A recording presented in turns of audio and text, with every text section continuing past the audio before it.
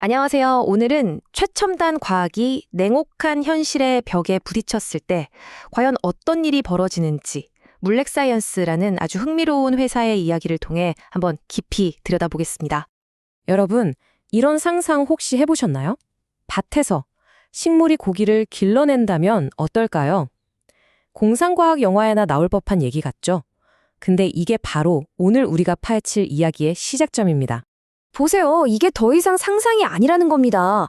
물렉사이언스라는 회사가 이 말도 안 되는 것 같은 아이디어를 현실로 만들고 있어요.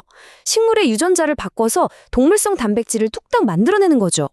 자, 도대체 어떻게 이게 가능한 건지 지금부터 제대로 한번 파헤쳐 보겠습니다. 자, 첫 번째 이야기입니다. 고기를 만드는 완두콩이라니 이게 대체 무슨 소리일까요? 물렉이라는 이름을 세상에 알린 바로 그 엄청난 과학적 성과부터 한번 보시죠. 때는 2024년 10월이었어요.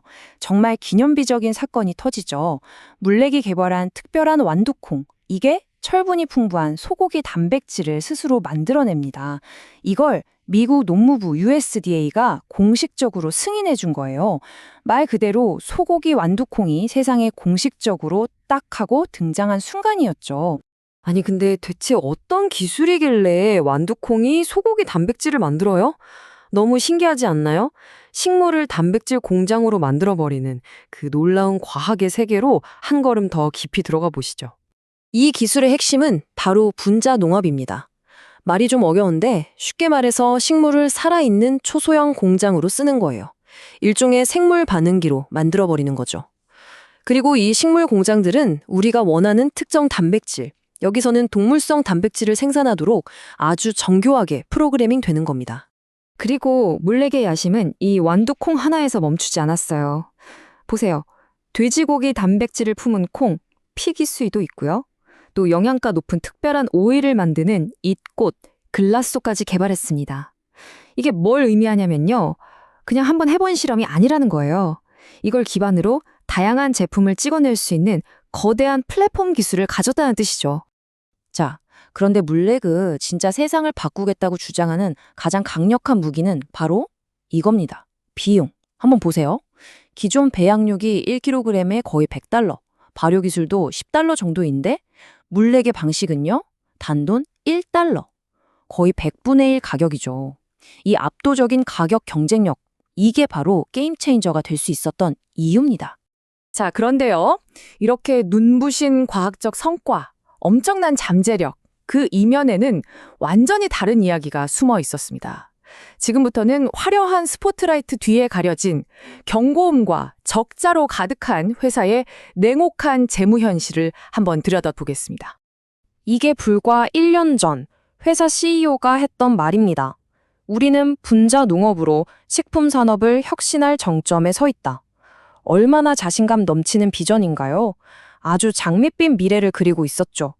그런데 말이죠. 딱 1년이 지났습니다. 그들이 미국 증권거래위원회, 그러니까 SEC에 제출한 공식 서류에는 과연 어떤 이야기가 적혀 있었을까요? 서류에 적힌 문구는 그야말로 충격 그 자체였습니다.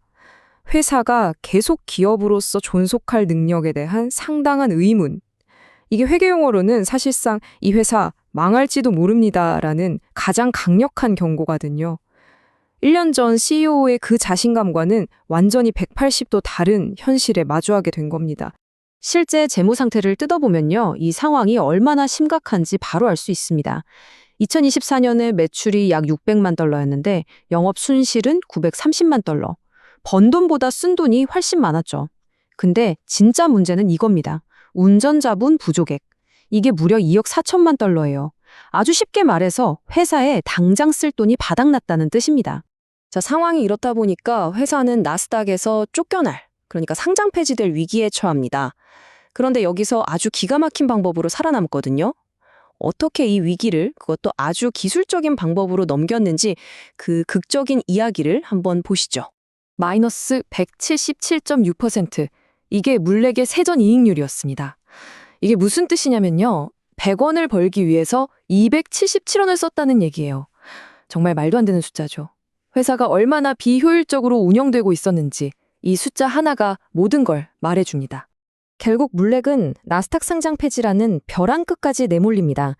재무 상태를 어떻게든 아주 빠르게 개선하지 않으면 자본시장에서 완전히 퇴출당할 게 불보듯 뻔한 상황이었죠. 그런데 바로 그때 갑자기 약 1억 달러, 우리 돈으로 1,000억 원이 넘는 거액이 짠! 하고 나타나서 회사를 구원하는 것처럼 보였습니다.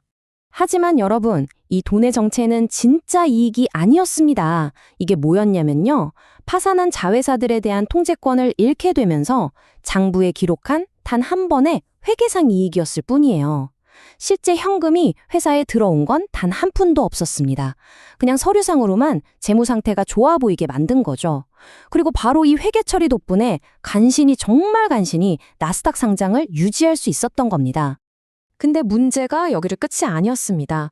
SEC 서류 제출은 계속 늦어지고 자회사들은 6천만 달러의 빚을 못 갚고 또 1,300만 달러짜리 법적 분쟁까지 터졌어요. 설상가상으로 2026년 매출은 무려 97%나 뚝 떨어질 거라고 예측됐죠. 이건 뭐 말 그대로 총체적 난국이었습니다. 결국 물력의 이야기는 이 두 가지, 엄청난 혁신과 당장의 타산 위기라는 상반된 얼굴을 동시에 보여주는 아주 흥미로운 사례입니다. 자, 이 모든 걸 한번 종합해서 정리해 보겠습니다. 물렉의 상황 딱 이겁니다. 한쪽에는 세상을 바꿀 과학기술, USDA 승인 3건, 100배나 저렴할 수 있다는 엄청난 잠재력, 식품의 미래를 바꿀 거라는 눈부신 약속이 있죠. 하지만 다른 한쪽에는 회사가 망할지도 모른다는 공식적인 경고, 막대한 부채, 그리고 회계적인 기술로 간신히 버티고 있는 아슬아슬한 위기가 공존하고 있습니다. 그래서 우리는 이 근본적인 질문에 도달하게 됩니다. 과연 세상을 바꿀 만큼 위대한 과학기술은 이처럼 냉혹한 비즈니스의 현실을 이겨내기 충분할까요? 사실 이런 딜레마는 물렉만의 이야기는 아닐 겁니다. 획기적인 기술을 가진 수많은 선구적인 기업들이 모두 겪는 성장통이기도 하죠. 과연 물렉은 이 위기를 극복하고 미래 식품의 역사를 정말로 새로 쓸 수 있을까요?